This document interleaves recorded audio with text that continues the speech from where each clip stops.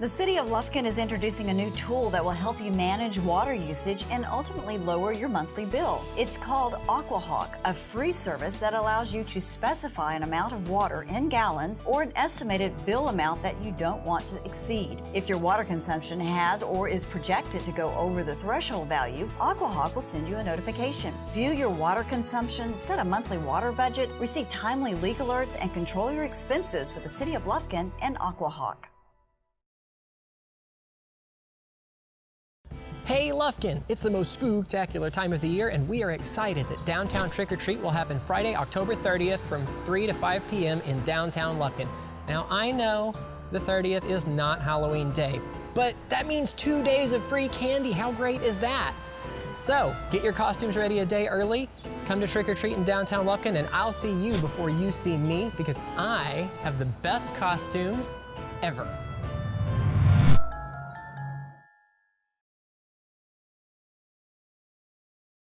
I see a lot of people arguing lately about whether strategies like physical distancing and basic cloth masks can be effective strategies to slow down viruses or other contagions that are spread by airborne respiratory droplets. You don't have to argue about it. You can test it for yourself. All you need is some respiratory droplet simulant and a volunteer. And your mask. The test works like this.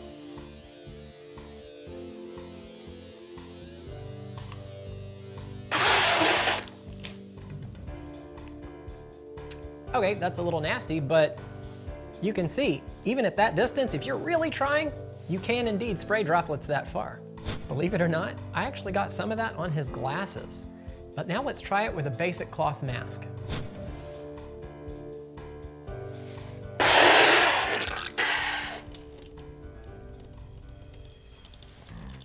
Even just standing there, I could tell I wasn't getting near the distance, if any. It all felt like it fell right in front of me. So, I'd say that's fairly conclusive, but let's try one of the fancy N95 masks, just for fun.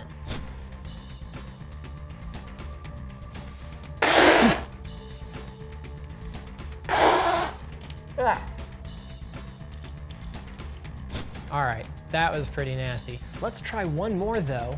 This time, we're gonna take away the physical distancing and just use the basic cloth mask, which isn't as good anyway. We're gonna try and get through that sneeze guard at point blank range.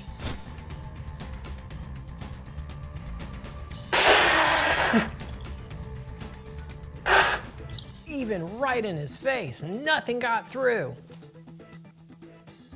Let's do it without a mask.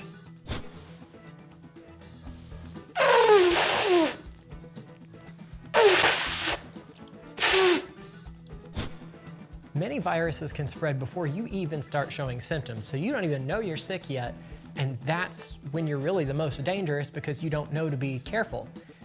And that's why wearing a mask during flu season or, during a global pandemic might be a good idea. It's not so much to protect you, it's to protect everybody else when you don't even know that you're sick. So, please wear your masks.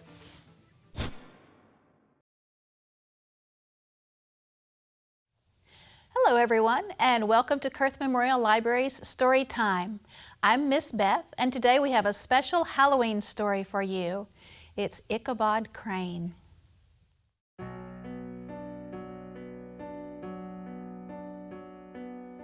The Legend of Sleepy Hollow by Washington Irving. Near the Hudson River lies a quiet valley that has long been known by the name of Sleepy Hollow.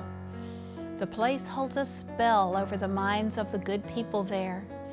They frequently see strange sights and hear music and voices in the air. The main spirit that haunts this enchanted area is the ghost of a man on horseback, without a head, and who is sometimes seen by the country folk hurrying along in the gloom of night. The specter is known at all the country firesides as the Headless Horseman of Sleepy Hollow. In this quiet town lived a schoolmaster by the name of Ichabod Crane. He was tall, but extremely thin, with narrow shoulders, long arms and legs, hands that dangled a mile out of his sleeves, and feet that might have served for shovels.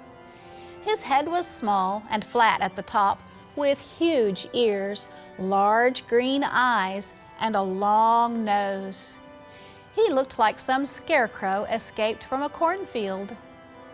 Katrina van Tassel, the daughter and only child of a wealthy Dutch farmer, was a blooming lass of 18, rosy-cheeked as one of her father's peaches, and famous, not merely for her beauty, but her large inheritance. She was also quite flirtatious. Ichabod Crane had a soft heart towards her, especially after he had visited her in her father's mansion. From the moment Ichabod laid his eyes upon this delightful scene, his only study was how to win Katrina's heart away from her many other admirers. Among these, the most challenging was a muscular young man named Brom Bones. He was broad-shouldered with curly, short black hair. When any prank happened in the area, everyone knew Brom was probably the trickster. He was famed for his great knowledge and skill in horsemanship also. Brom had chosen Katrina as the object of his affections, and from the moment Ichabod Crane started seeing her, a contest gradually arose between him and the schoolteacher to see who Katrina would choose. On a fine autumn afternoon, a messenger came clattering up to the schoolhouse door with an invitation to Ichabod to attend a party that evening at Van Tassel's house. He borrowed a horse from a farmer and set out like a knight in quest of adventures. Ichabod was a suitable figure for such a horse. He rode with short stirrups, which brought his knees nearly up to the pommel of the saddle. His sharp elbows stuck out like grasshoppers, and as his horse jogged on, the motion of his arms looked like flapping of a pair of wings. It was toward evening that Ichabod arrived at the castle of Van Tassel. Brom Bones, however, was the hero of the scene. He came to the gathering riding his favorite steed, Daredevil, which no one but himself could manage. Ichabod Crane sampled all of the food and then headed to the dance floor. He prided himself upon his dancing as much as upon his singing voice. Katrina was his partner in the dance, smiling graciously. Brom Bones, smitten with love and jealousy, sat grumpily by himself in one corner. When the dance ended, Ichabod joined a group who sat telling stories. The tale was of old Brower and how he was chased on horseback by the horsemen. As they reached the bridge, the horseman turned into a skeleton, threw old Brower into the brook, and disappeared over the treetops with a clap of thunder.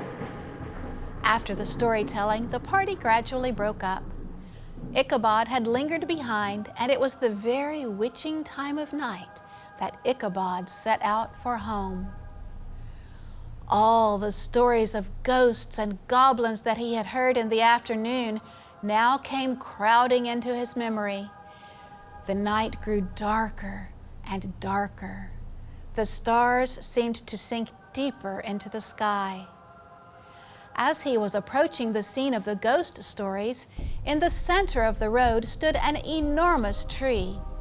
Its limbs were large and gnarled, twisting down almost to the earth and rising again into the air.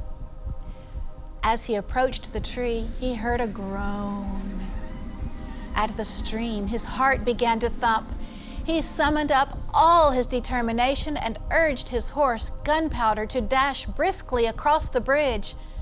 But instead of starting forward, Gunpowder stopped suddenly by the bridge, nearly sending Ichabod sprawling over his head. Just then, Ichabod heard a sound by the bridge. In the dark shadow of the trees on the edge of the creek, he saw something huge. Mounting a rise in the ground, the figure was shown in relief against the sky, gigantic in height and wrapped in a cloak. Ichabod was horror-struck on discovering that he was headless. But his horror was still more increased on observing that the head, which should have rested on his shoulders, was carried in front of him on the pommel of his saddle.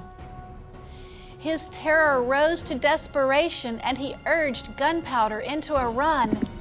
The horse's panic had given this unskillful rider an advantage in the chase, but just as he had got halfway through the valley, the buckles of the saddle gave way, and he felt it slipping from under him. The saddle fell to the earth, and he heard it trampled underfoot by his pursuer. It was all he could do to stay on the horse's back. An opening in the trees now cheered him with the hopes that the church bridge was nearby. If I can reach that bridge, the horseman won't follow, thought Ichabod. I am safe. Just then he heard the black steed panting and blowing close behind him. Gunpowder sprang up on the bridge and thundered over the planks. Ichabod cast a look behind to see if his pursuer should vanish in a flash of fire and brimstone. Just then he saw the goblin rising in his stirrups and in the very act of hurling his head at him. Ichabod tried to dodge the horrible missile, but it was too late. It smashed into his head with a tremendous crash. He tumbled headlong into the dust, and Gunpowder, the black steed, and the goblin rider all passed by like a whirlwind. The next morning, the old horse was found without his saddle, quietly munching the grass at his master's gate. Ichabod did not show up at breakfast. Dinner hour came, but no Ichabod. A search party went out to look for him, and they came upon his tracks. In one part of the road leading to the church, they found the saddle trampled in the dirt. The tracks of horses' hooves, deeply dented in the road and evidently at furious speed, were traced to the bridge. On the other side of the bridge, on the bank of a wide part of the brook, they found Ichabod's hat, and close beside it, a shattered pumpkin. But Ichabod Crane was nowhere to be found.